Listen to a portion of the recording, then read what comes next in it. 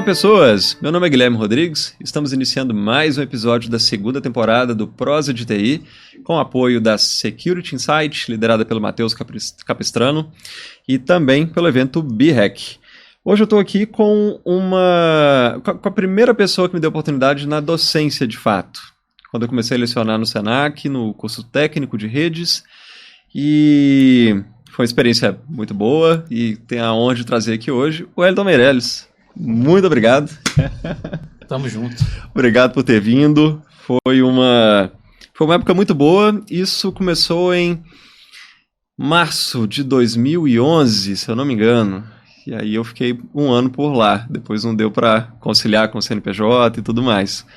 Mas, enfim, antes de chegar em 2011, quando a gente se conheceu, como que a TI chegou na sua vida? Como que foi a trajetória acadêmica e profissional? Até atuar com a parte de direção educacional, né, gestão educacional, que você atuou mais, também atuou como professor por um bom tempo. Mas vamos lá, desenha essa trajetória para a gente entender. Bom, então, primeiramente, agradecer, né, Guilherme, por esse convite de estar aqui. Né, acho que, assim, pelo que você comentou, você ficou muito pouco tempo lá conosco no Senac, né, na época, mas foi um tempo que foi muito bom, né, e nós nos conhecemos ali, realmente foi uma oportunidade de trabalho muito bacana. E como que a TI chegou na minha vida? Bom, a TI chegou na minha vida a partir do videogame. Tá, né? Não foi o único. Eu creio que vários que passaram por aqui também, né? Sim. Deve ter tido esse insight aí, mas foi a partir dos videogames que eu tive interesse de descobrir como que os jogos funcionavam, né? Como que o computador funcionava por trás. E a partir dali eu estava por volta de uns 13 anos, quando eu ganhei o meu primeiro computador. E aí, naquela época não tinha Google, né? Não tinha nem internet direito. E aí a gente ia trocando figurinha ali com os vizinhos, com os amigos, né? Para aprender como é que o computador funciona. E aí que despertou o interesse de estudar, né, informática, de conhecer um pouquinho de informática. E na época eu fiz um curso em um instituto que tinha aqui no centro de Belo Horizonte, acho que era IBPI, IGTI, alguma coisa assim. Tá. Que era pacote DOS, né? Era aquele semelhante ao Excel lá na parte do DOS. Que era Nossa, era o Lotus Notes 1, 2, 3? Isso, Lotus Notes 1, 2, 3, né? E tinha também o... Não lembro nem se era não era o ITER, não. Era como se fosse o DOS. Tinha o WordPad? Isso. Não era o WordPad? Não, era antes do WordPad ainda. O WordPerfect, isso. Então eu fiz um curso, primeiramente um curso de curta duração desses softwares, e aí gostei. E aí falei, não, vou procurar um curso técnico, uma formação, né, na área, e aí eu fui fazer o curso técnico em informática gerencial no Cotemig, Universidade do Floresta, né, que eu fiquei de 96 a 98 no Cotemig, e dali foram várias experiências de estágios, né, cheguei a fazer estágios na área de programação com Delphi, Visual Basic, e o que eu gostava mesmo, assim, que eu tive mais afinidade, que eu tinha mais interesse, era a parte de infraestrutura. Legal. Né? A parte de realmente mão na massa, a parte de hardware, a parte de redes de computadores, que eu fui despertar mais interesse e que fui capacitando ali até fazer o curso de gerenciamento de redes na UNA. Né? Que aí eu fui entrar para a docência, como você citou aí no início, né? A nossa introdução, fui entrar para a docência como professor, né, fui entrar no Senac, né, na parte de suporte primeiramente, depois na parte de docência no curso técnico, e aí que nós fomos, né, nos conhecermos lá em 2011, quando eu estava fazendo a transição de docente para coordenador de cursos. Exato. Né? Então foi muito dessa experiência aí. Legal, foi uma... relembrando aqui os bons tempos de Senac, era muito era muito legal a abordagem, havia uma preocupação com a qualidade acadêmica e a gente tinha um time excepcional. Fantástico. Ali com alguns já vieram aqui, né? Marcos Flávio veio aqui, Marcos Flávio, Carol também esteve aqui e Lucas França esteve aqui também. Lucas França, né, que tem um exemplo que até de inspiração, né? O Lucas França foi aluno do curso técnico do Senac, né? Não foi meu aluno, né? Na época eu era docente, mas eu não cheguei a lecionar na turma dele. Né? Outros colegas passavam por aqui lecionaram, mas é uma prata da casa. Né? O Lucas França foi aluno, depois virou professor, né? Ou seja, eu fui meio que professor sem ter lecionado para ele, depois ele acabou virando professor, eu fui o gestor dele. Legal. Né? E depois ele foi buscar outros Outros desafios aí, horizontes. outros horizontes, com certeza. O Ramon também, tive pouco contato. Ramon Pedrosa, né? O Alexandre Sauer, Alexandre Sauer, a gente já estava conversando para ele também vir aqui, bacana. mas tá lá na minha lista. Leonardo César. Leonardo César né? também está na minha lista. Então, uma turma muito boa ali. Bom, depois disso, assim, quais foram os principais desafios que você teve na coordenação? Porque a gente tem umas responsabilidades desde a parte de definição do plano pedagógico, né, construção de metas, e também professores, né, processos seletivos, montar equipe, montar horário. Como que foi esse desafio assim de atuar na coordenação? Legal. Eu acho que assim, eu vou começar falando um pouquinho lá do início do curso de redes, né? Quando eu ainda era docente, que eu participei da montagem da matriz curricular do curso técnico de redes. Depois veio o curso técnico de desenvolvimento de sistemas. Aí eu já estava como gestor. E assim, um dos desafios como gestor era realmente, primeiramente, o receio de tirar o pé da sala de aula, né? Que é uma coisa que a gente gosta, né? Sim. Que a gente trabalha ali com o coração mesmo. Mesmo não valendo tanto a pena, né? Tem esses em questão poréns, de remuneração, né? que eu acho que o nosso país assim peca muito na valorização do professor, do docente.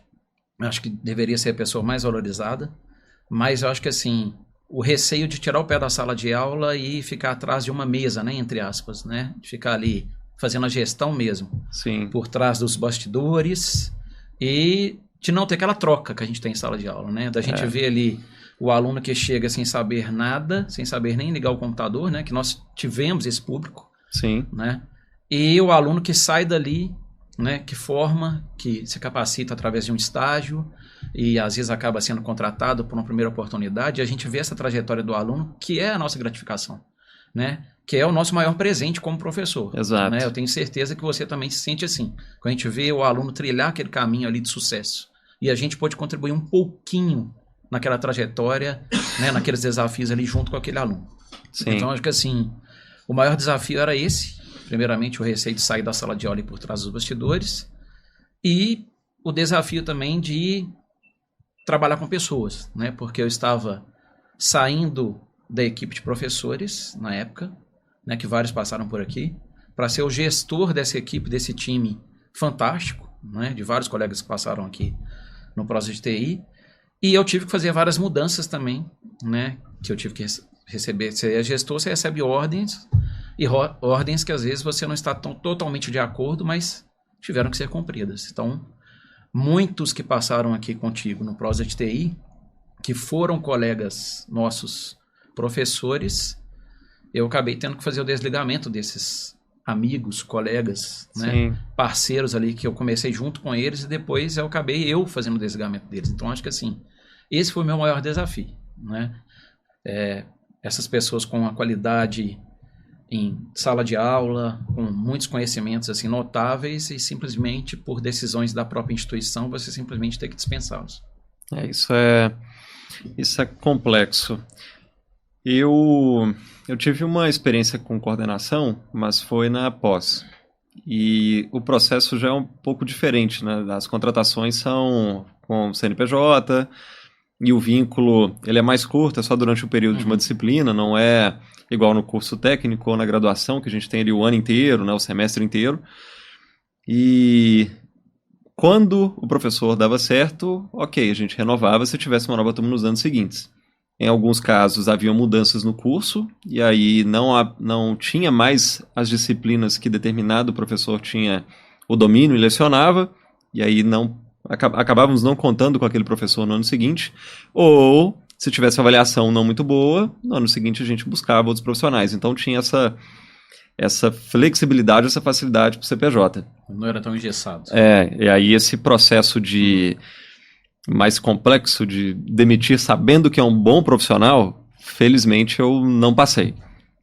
Mas acredito que seja uma dor bem complexa, né? Porque alguém que a gente trilhou o caminho junto e que você sabe que tem um potencial enorme, mas por questões de metas ou outras decisões institucionais, a gente acaba tendo que tomar essas decisões. Isso é complexo. Mas, bom, Passando dessa fase, vamos falar de outras coisas, né? Sim. Vamos falar de coisas boas. Teve algum aprendizado dessa trajetória, em especial na coordenação, ou também na parte quando você era mais hands-on, atuando com TI, que você acredita que seria mais interessante ter aprendido antes, que talvez ajudaria melhor nesse percurso? Boa pergunta. Bom, eu acho que a minha trajetória, assim, né? Falando um pouquinho da minha trajetória de docente mesmo, de professor, para gestão. Tá. Sempre o meu currículo foi mais hands-on, né? Foi mais mão na massa mesmo. Meu currículo era muito técnico. Nas experiências prévias à docência, né? Prévias à gestão. Ah, sim. Né? Ok. Gestão. Ou seja, né, eu atuei muito como técnico, na época que eu estava estudando ainda. Sim. Mas depois, quando eu virei docente, né, eu tinha muita bagagem prática. Né? Sim. Pela própria matriz curricular do curso e de toda a atuação minha, né, na época do Senac, né? O meu currículo era muito mais voltado para a parte técnica. Tá. E aí, quando eu tive a oportunidade de me tornar um gestor, né? Ou seja, ir para a coordenação de cursos, eu não tinha a capacitação como gestor. Né? Então, acho que assim, eu previamente, né, se eu pudesse voltar lá atrás, eu talvez iria me capacitar-se como gestor no curso de gestão estratégica, ou administração, ou gestão empresarial, alguma coisa assim, porque talvez alguns desafios que eu passei nessa trajetória, como na minha experiência, né, eu não teria algumas dificuldades que eu tive e tive que aprender ali no dia a dia, né, no corre-corre ali, no cotidiano do dia a dia, na hora. Né? Então, assim, acaba que se a gente tivesse uma prévia antes, sim, né, de conhecimento, nem que fosse um conhecimento mais teórico, a gente, né, levaria ali de uma forma mais leve, passaria ali um desafio mais tranquilo. Então, eu vejo que, assim, até falando um pouquinho, né, dos alunos aí, né, que passaram por ali, né, que nem você falou, assim, foram muitos alunos que a gente viu que entrou, né, no curso e saiu bem. Outros, né, entraram pensando que era uma coisa e na hora que foi ver o curso não era tão o que ele pensava, igual acontece com a gente mesmo, né? Sim. Acaba que a gente às vezes acaba buscando uma capacitação, buscando uma formação e na hora que a gente entra naquela expectativa, a gente vê que é um pouquinho diferente. Né? Aí a gente tem que pensar e avaliar se a gente continua ou se a gente desiste. Isso acontece, em especial quando... Isso é até um ponto interessante para a gente falar, e talvez até para trazer como recomendação para quem está acompanhando a gente e pensa em entrar na área de TI, que é independente de ser TI ou não, é um momento complexo quando você pega um jovem ali, 16, 17, 18 anos, e às vezes ele ter o peso, mesmo que isso não seja passado pelos pais, ou às vezes até é passado pelos pais, o peso de tomar uma decisão que seja pro resto da vida, digamos assim, né? Escolher uma profissão que ele vai atuar. Isso não é verdade. A gente pode ter mudanças ao longo da jornada. Sim. A gente pode ter possibilidade de transição de carreira. E, enfim, acontecem várias questões nesse processo. Mas, para quem está escolhendo um curso superior e pensando em escolher uma determinada área, ele viesse de perguntar, estou com uma dúvida, como é que eu... O que eu escolheria? Como escolher? Como olhar e analisar? Não conheço bem a área de TI. O que você diria para essa pessoa analisar, ou olhar, ou pesquisar? Bom, eu acho que primeiramente, né, eu tenho isso muito comigo, que é a pessoa acreditar em si, né? Porque às vezes a pessoa tem vontade de buscar uma determinada formação, mas às vezes o próprio mercado, a própria sociedade, né, tem um certo preconceito naquela formação ali. Então é muito daquela questão assim, eu gosto dessa área ou tenho vontade de ter uma experiência em X área. Uhum. Mas às vezes a sociedade ou até os próprios pais ou a própria família ali bota uma pressão para a pessoa seguir uma outra área que talvez ela não vai ser feliz. Então acho que primeiramente ela tem que pensar o seguinte, o que ela gosta, né? Ela pensar com o coração. O que ela tem vontade realmente de fazer. E hoje eu vejo não só na área de TI, mas diversas áreas, né? Nós temos inúmeras possibilidades aí de cursos em diversas plataformas, tanto gratuitos quanto pagos, que eu acho que é um caminho, talvez, para esse possível aluno aí, né, fazer algum curso de curta duração numa determinada plataforma para ele ver um pouquinho como é, antes dele simplesmente tentar prestar né, uma um vestibular ali, faculdade, uma né? faculdade ali na área e já se matricular no primeiro período, que vai durar um semestre, né? Talvez pode ser que ele tenha ideia do que seja, mas na hora que ele for fazer um curso de curta duração, mesmo que à distância, ele vai ver que talvez não é tão aquilo que ele se espera, né? E buscar conversar com profissionais, buscar participar de eventos de instituições, que a gente sabe que tem inúmeros eventos aí, né, abertos com mostras de cursos, conversar com outros alunos, né, buscar, né, trocar ideias para ele ver realmente se o que ele está pensando é o que ele realmente, né, vai ter ali afinidade e vai fazer com gosto. É Acho uma que é isso. boa recomendação e só adicionaria um detalhe. Em algum momento, por exemplo, pode ser que ele faça um curso gratuito, encontre algum conteúdo, mas, enfim, como a gente teve essa experiência tanto de sala de aula como aluno e também como docente, há didáticas e didáticas, né? Há Sim. professores e professores. Então pode ser que ele tenha ouvido falar sobre uma área, despertou interesse e encontrou um curso, que seja gratuito ou pago, que fala sobre aquele tema. Mas a temática talvez não, a didática talvez não foi tão boa. Uhum. Então não se atenham a apenas um curso, né? Olhe mais de um, de repente a didática não te agradou, não é que o conteúdo não te agrade ou que talvez ele não seja o que de fato você estava esperando. Pode ser que algum outro curso te mostre que não é só aquela vertente, só aquele olhar daquele professor daquele curso. E nós sabemos, né, até pelas próprias experiências que tivemos juntos, né, que infelizmente hoje tem instituições e instituições. Sim. Né? Tem professores e professores. Sim. Então acaba que assim, né, a própria experiência que eu tive em lecionar em várias instituições que eu passei, né, eu via muito isso, né?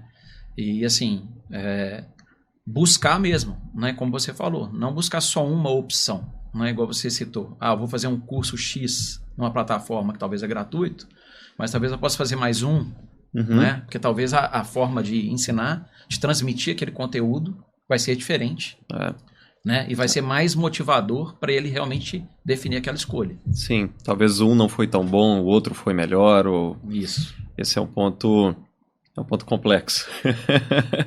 Bom, mudando um pouquinho de assunto, eu dei uma pausa na docência em 2019, voltei esse ano, de 2024, e até 2019 eu tinha, enfim, tinha as planilhas de todos os alunos, né, que lançava nota e etc. E fui fazer uma conta ali de padeiro dos alunos que eu tive a oportunidade de ter contato. Tinha passado de 2.000. Alguns que eu convidei aqui tinha muito mais tempo de docência, e inclusive alguns tinham sido meus professores. E aí, enfim, os números já são 8, 10 mil e aí vai. Você chegou a fazer essa conta? Não cheguei a fazer essa conta, mas eu acho que assim, se eu for parar para pensar mesmo assim, na minha trajetória, né? Não só de Senac, mas de outras instituições também, que eu lecionei, que eu também fui gestor, deve ser mais ou menos desse número aí, próximo desse número, eu imagino, porque eu lecionei em cursos FICs, né, de curta duração lá no Senac na época. Verdade. Né, nessa época eu estava saindo. Isso. Cursos corporativos. Sim. Né, em empresa, tanto em empresa em loco na empresa quanto dentro da própria instituição. Os cursos técnicos e além dos cursos superiores, né, depois, né, em outras instituições. Então, assim, deve chegar próximo desse número, mas eu sei que, assim, Foram muito quantos bacana. anos? Nossa, foi de 2004, eu lecionei de 2004 a 2022. Nossa, né, se então... a gente for pegar aí, assim, claro que teve alguns momentos de parada, mas de lecionar mesmo, de 2004 a 2016 eu fiquei direto. Tá. Né? Não só no Senac, mas em outras instituições também. Então, assim, é muito tempo. Facilmente... E assim, o mais tá bacana, Guilherme, é quando a gente encontra com um aluno, né, ou uma aluna, lá do técnico, né, lá do início, lá dos primórdios, das primeiras turmas, e acaba que você lembra da fisionomia do aluno ou da aluna, mas você não lembra o nome, mas o aluno e a aluna lembra de você. Né? E sempre, né, grato por tudo que nós passamos, né, de conhecimento, de conselhos, né, que eu acho que é muito bacana essa troca. Essa troca é que eu acho, assim, fantástico em sala de aula. Não só a gente passar o conhecimento técnico, mas a gente saber ouvir o aluno, né? Eu acho que falta muito isso hoje nas instituições. Eu acho que ainda mais com essa questão de inteligência artificial, né, da gente estar muito preso na tela, na tecnologia em si, no cotidiano, no dia a dia, eu acho que falta muito a gente pensar no essencial lá atrás, no básico. Conhecer o aluno pelo nome, sabe? Conhecer por que ele está ali, né? O que ele quer, qual que é o sonho dele, por que ele escolheu aquele curso, por que ele está ali dentro daquela sala de aula, aonde que ele quer chegar. Eu acho que isso é o essencial, sabe? Conhecer um pouquinho. Tem um escritor, um pedagogo muito famoso, que é o José Morin, né? Que ele até fez um post no LinkedIn, que eu até comentei por cima do post dele, ele falando justamente isso. Na era da inteligência artificial, né? Na era de tudo tá mastigado, tudo tá pronto, né? Que eu acho que o que vai diferenciar o profissional de hoje daqui a um tempo? É aquele profissional ali que ele sabe o caminho que ele tem que percorrer para chegar naquele resultado. Não é simplesmente ele pegar um software, um app no smartphone, ou pegar um chat GPT e digitar lá o que ele quer e já dar a resposta para ele com o resultado pronto. Eu acho que ele tem que saber como que ele vai chegar até ali, né? Eu acho que isso é que é fazer o diferente, que é ser o profissional ali diferenciado. E eu acho que a gente como professor, como docente ali dentro de uma escola, independente como estando lecionando ou estando na gestão, você conhecer um pouquinho da trajetória do aluno, do momento de vida dele, eu acho que é essencial. Isso é uma coisa, às vezes pelo tempo, ela é complexa de acontecer em sala de aula, dependendo da sala de aula e da instituição que estiver também, Sim. né? A quantidade de alunos que você tem naquele momento. Isso é complexo, mas eu acho importante, como docente, dar essa abertura para o aluno sobre, olha, se tiver alguma questão que talvez você tenha dúvida ou que acredite que, enfim, você precisa tomar uma decisão e que a experiência dos professores ou de algum professor de uma área em específico que você tenha mais interesse, esse professor possa contribuir nesse processo de você tomar decisão, de você entender melhor a sua trajetória.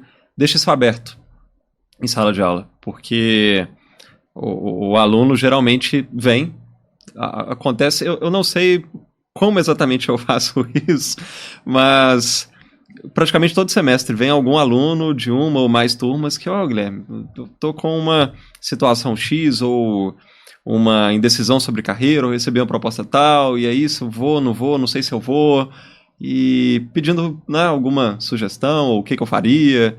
É muito...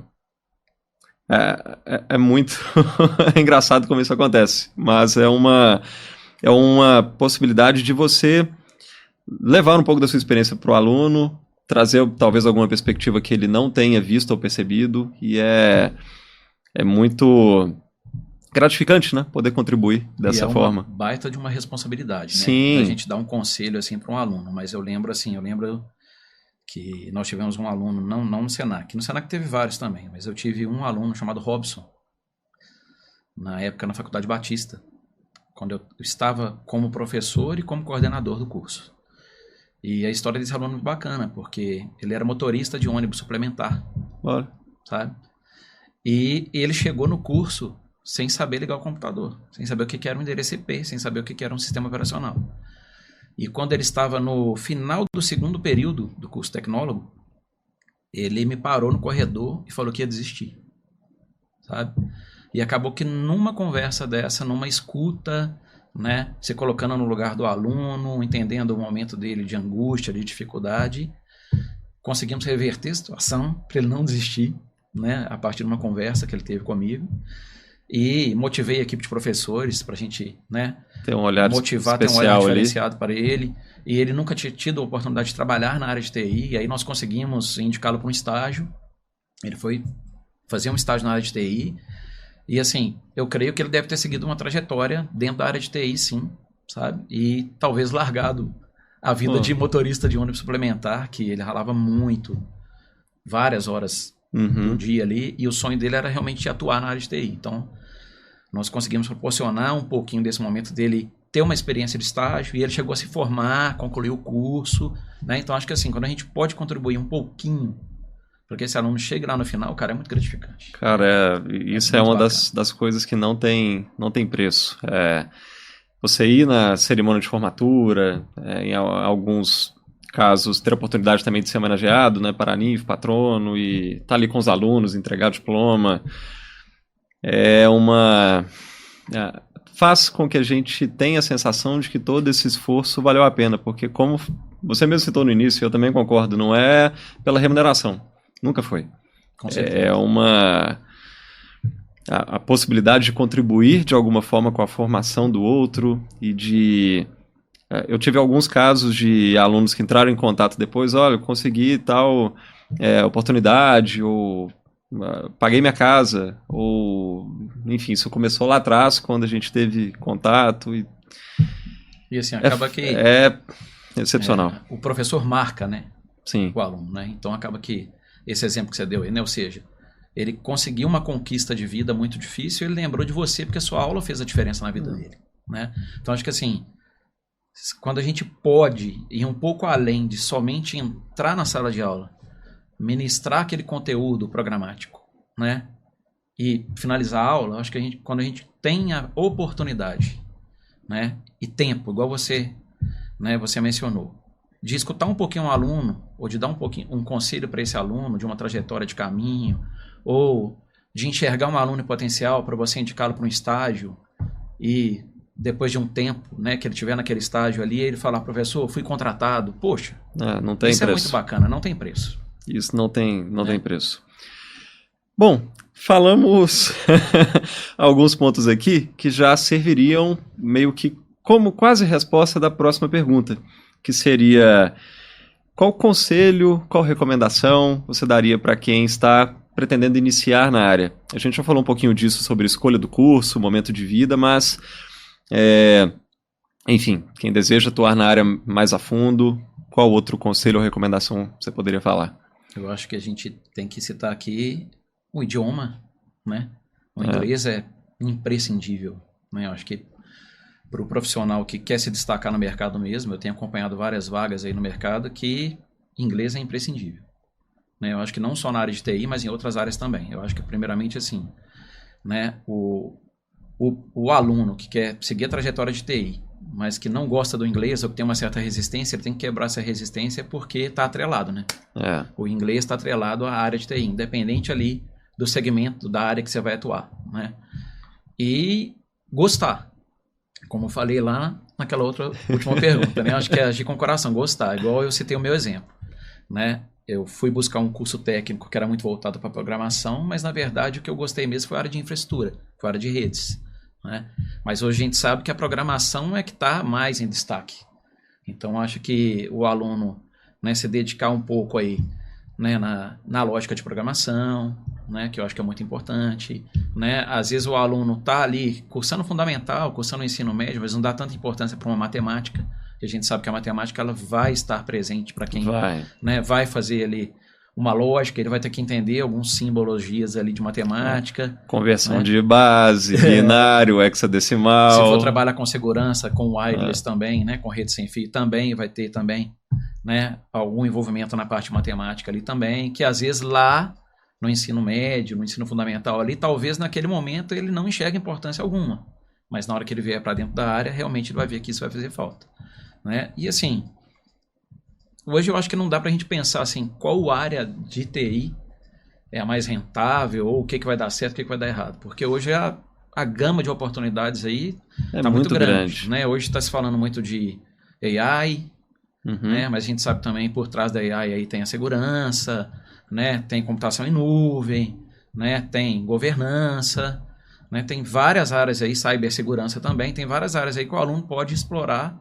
mas para isso ele tem que pensar em qual curso superior que ele vai fazer primeiro para depois ele se especializar, né, mais a fundo naquela área específica. Sim, e um ponto muito importante que você citou é da remuneração. Muita gente pergunta qual delas vai me pagar mais, mas eu acho que essa pergunta mais errada poderia ser feita. Com certeza. Ele tem que ver ali as áreas de aptidão, até porque quando a gente olha o relatório lá da Robert Half de cargos e salários, quando a gente fala de analista pleno, júnior, sênior, independente da área, seja a programação, seja a infraestrutura de rede, seja cloud, as remunerações são muito parecidas, são muito equivalentes. Então, não há uma razão de, você está brigando por R$500 de diferença. não é o sentido. Não faz sentido. E eu creio também que vai naquele exemplo, né, voltando um pouquinho, que nós citamos aqui, do saber fazer. Sim. Né? Eu acho que assim, não é simplesmente se matricular num curso já pensando quanto que eu vou ganhar no mercado de trabalho. Né? Eu quero ganhar um salário X. Né? Eu acho que hoje o aluno ele tem que entender que ele vai entrar no curso, ele está no primeiro degrau. Sim. Né? Nós passamos por isso. Né? Ou seja, nós fomos subindo os degraus ali da escada devagarinho até chegar, né, onde a gente queria ou aonde a vida foi nos levando. Exato. Né? Eu era da área totalmente técnica de redes e acabei virando gestor. Não foi porque eu quis, foi as oportunidades que foram se abrindo para mim.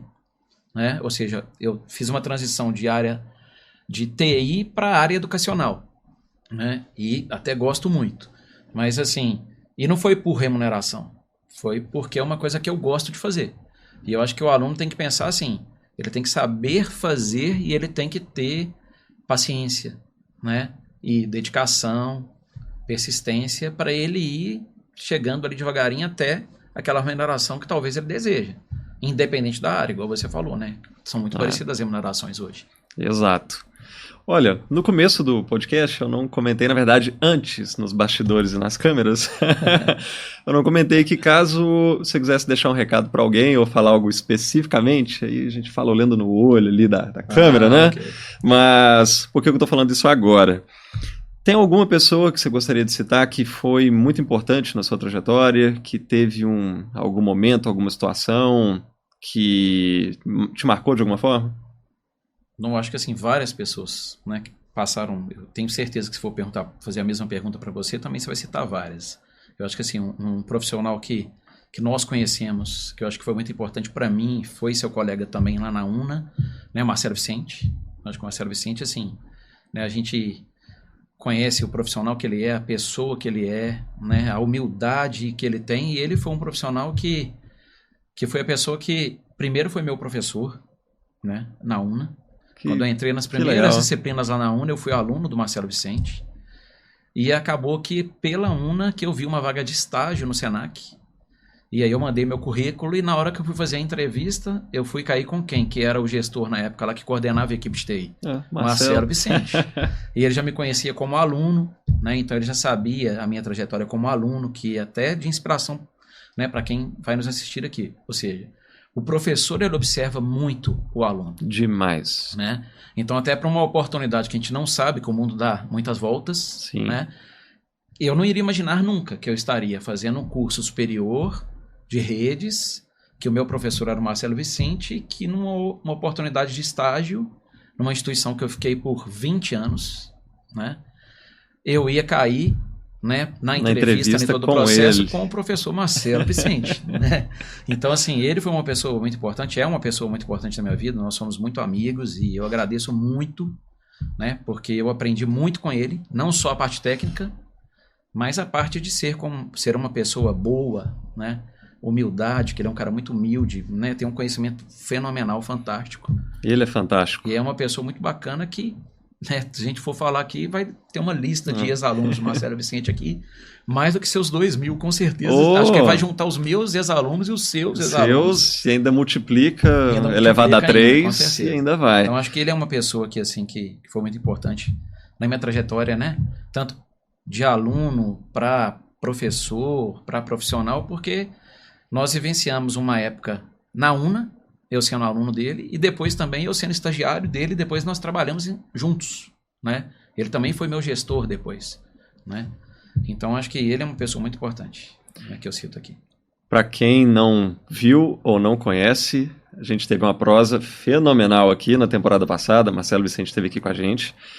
E, Marcelo, grande abraço, obrigado por tudo. Ele também foi meu professor lá no curso de redes, no 3º período.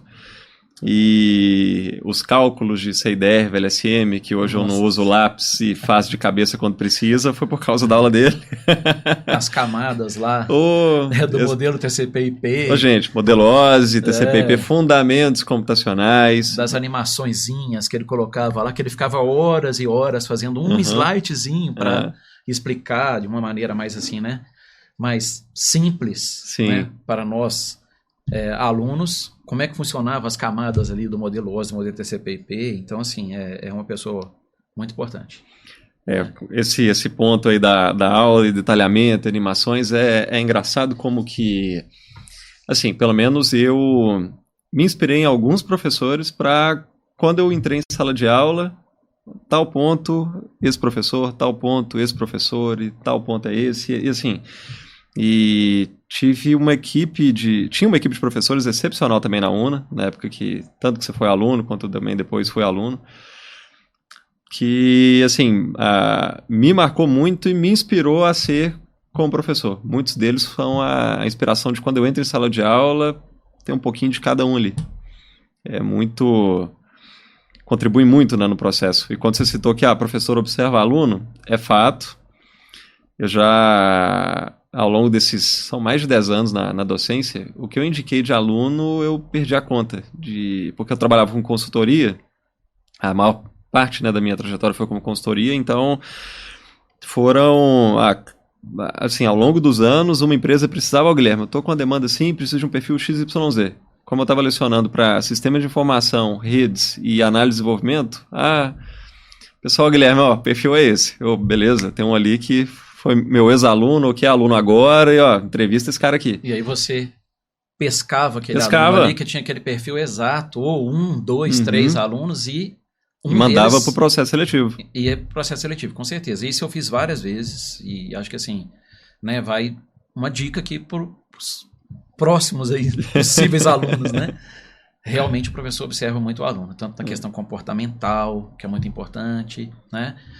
Na questão técnica, né? Porque vai muito da gente ver qual aluno tem mais interesse ali, realmente em aprender, né? Quem tem mais facilidade, né? E a questão comportamental, que eu acho que hoje é muito importante, né? Para o aluno saber se comportar dentro de uma empresa, né? Porque não vai estar na sala de aula. Exato. Né? Ele vai ter que pensar que ele vai estar como profissional do outro lado, ele vai estar dentro de uma empresa, dentro de uma instituição, que existem regras, né? E as atitudes dele, né, vai contar muito para, se talvez ele está fazendo um estágio, ele pode ser, né, o supra-sumo ali no conhecimento técnico, mas se ele não tiver um comportamento adequado para ficar dentro daquela empresa, se ele não tiver de acordo com a cultura, né, organizacional daquela empresa, não vai ficar. Então acho que isso é muito importante. Isso é complexo. E um outro ponto também importante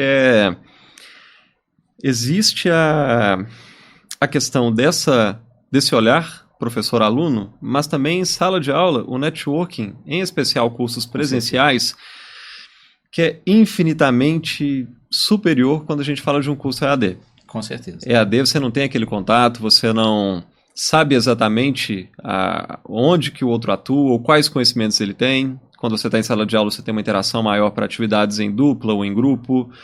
E até nos intervalos das aulas, o momento que você foi ali fazer um lanche, entre uma aula e outra, você está conversando sobre o trabalho, você está conversando sobre a disciplina, você consegue identificar a potencial habilidade de um e de outro. E quando eu estive lá no meu período de consultoria, acredito que praticamente metade da clientela que eu tive já depois de alguns anos que eu estava com a consultoria aberta, foram pessoas que formaram comigo, que eram da minha sala. Tinha oportunidade de... até a gente conhece em conjunto também, teve aqui no Prosa de TI, que é o Maurício. Maurício Veloso, a gente formou junto. Ele teve algumas demandas por algumas empresas que ele passou e eu pude prestar serviço para ele. Outras pessoas também que eram da minha sala. E para ex-aluno também, já cheguei a prestar serviço depois que eles formaram. Guilherme, eu estou numa empresa aqui, tem uma demanda X, que era bem no escopo da aula que você lecionou para gente. E aí precisava de uma visão de um especialista, vamos lá. Então tem essa troca que o presencial proporciona, o EAD não tem como entregar. Esse exemplo que você citou aí, né, de você vai ali tomar um café, vai fazer um lanche ali e tudo, aí me remeteu aqui numa lembrança que a minha trajetória, a minha mudança ali de docente para gestor, para coordenador na época, né, no Senac, foi graças a um lanche. Ou seja, eu estava tomando um café no intervalo, né? E aí também eu cito uma outra pessoa que foi muito importante, né? E ainda é muito importante aqui na minha trajetória profissional, que não é, né, conhecido aqui em comum, mas ele chama Erle Araújo, sabe? Erle Araújo, que foi o gestor na época que estava no Senac, que num café sabe, ele já tinha me observado e eu nem tinha reparado. Ele já tinha me observado, né, como profissional dentro da instituição. E ele fez o convite para eu participar do processo seletivo para coordenação de curso. Que legal. Né? E aí eu achava que eu não tinha capacidade, justamente por aquela, né, conversa anterior do meu currículo ser muito técnico. Né? E aí ele deu o olhar dele referente à minha pessoa como profissional, totalmente diferente do que eu pensava. E aí ele me fez o convite de eu participar. E eu entrei no processo seletivo com outras pessoas que concorreram e acabou que eu fui escolhido para assumir a coordenação de curso naquela época que você estava saindo, né? Você falou 2011 a 2012. 2012, em outubro de 2012, precisamente 15 de outubro de 2012, eu assumi a coordenação de curso do Senac. Que legal. Né? Então foi graças a esse momento, de um café. Ou seja, é o network que você falou. Gente, citou. Essa eu não sabia. E a minha experiência também na coordenação foi por causa do Marcos Flávio. Abriram a pós em segurança da informação. Até o convidado foi o Marcos Flávio. Ele ficou um tempo na coordenação, alguns meses. Mas ele me chamou, Guilherme. Eu gosto mais de sala de aula, a demanda que a gente tem na coordenação. Eu acho que você tem mais perfil. Não é muito a minha praia, não. E aí perguntou se eu teria interesse, ele me indicou e eu fui pro processo. Marcos Flávio é uma figura também. Né? Se a gente for citar aqui, várias pessoas, né? Leonardo César, Marcos Flávio, Maurício já citou aí também, né? E, nossa, muita gente bacana. Muita gente boa ali. Muita gente boa. Olha, essa prosa poderia levar horas e horas e horas, mas... Com certeza. Muito obrigado pela Eu que agradeço. Presença aqui. Valeu pela prosa, pelo papo. Foi muito bom. Tamo junto. E a última pergunta, se você pudesse voltar lá no início da sua trajetória, vendo ali os videogames e tendo o primeiro contato com o computador, qual mensagem você levaria para o Wellington lá no início? Nossa. Essa pergunta é difícil, mas eu acho que assim, eu acho que eu estou vivenciando isso hoje, né? Eu acho que a gente nunca parar de estudar, sabe? A gente sempre estar em busca de conhecimento, sempre se capacitando, porque conhecimento nunca é demais. Uhum. Então acho que assim, igual eu citei aqui, né? Hoje tem inúmeras plataformas gratuitas, pagas, né? Não só EAD como você citou, acho que essa troca olho no olho, né? Ali físico mesmo ali é muito diferente do que um curso EAD, né? Eu acho que o curso EAD é um facilitador. A tecnologia hoje facilitou muita coisa, Sim. Né? Ainda mais depois da pandemia e tudo, muita coisa mudou, né? Não sei se é para melhor, né? Não cabe julgar, mas eu acho que assim, a tecnologia hoje eu enxergo como facilitador. Os cursos EAD é um facilitador. Da pessoa talvez ali que não quer se deslocar por inúmeros motivos ali e tem a condição de ter uma capacitação. Mas não é a mesma coisa de estar no presencial, isso com certeza é muito diferente. Mas eu acho que assim, sempre se capacitar. Eu acho que, né, teve momentos da minha vida que eu talvez poderia ter dado continuidade aos meus estudos e aí você fica naquela zona de conforto, sabe, assim, né, tô com uma certa estabilidade, estou numa zona de conforto, não vou estudar, aí você fica mais estagnado, digamos assim. E hoje eu já estou, né, revendo isso, eu já estou buscando novos conhecimentos, buscando novas capacitações e eu acho que eu vou sempre estar tentando, assim que possível, né, desde que possível, dando continuidade à busca de conhecimentos. Eu acho que isso é muito importante. Né? Não só na área de TI. Sim. Então eu falo que assim, às vezes o aluno entra no curso de redes ou entra no curso de análise de desenvolvimento de sistemas ou sistema de informação e ele esquece de vários outros conhecimentos básicos que ele tem que buscar lá atrás. Seja um Excel, que hoje é imprescindível, seja um Power BI, que ele tem que conhecer um pouquinho também, mesmo que ele não vai atuar na área de dados, mas ele tem que conhecer, né, se ele for dar um suporte, se o aluno for trabalhar com suporte técnico hoje, seja nível 1 ou nível 2, ele tem que saber um pouco do pacote Office, ele tem que saber de BI, ele tem que saber de várias ferramentas que talvez ele não enxerga como importantes quando ele vai fazer um curso específico, mas são imprescindíveis. Né? E não ele só, vai deparar no dia a dia. E não só o ferramental de TI, mas outros conhecimentos de métodos, né? Que ele pode buscar de outras ferramentas, não só voltadas para TI, mas até para a área de gestão, para a área ali de diversidade e inclusão, que hoje está contando muito também, né? Porque a gente tem que, mesmo que a gente não atue diretamente na diversidade e inclusão, a gente tem que entender um pouquinho.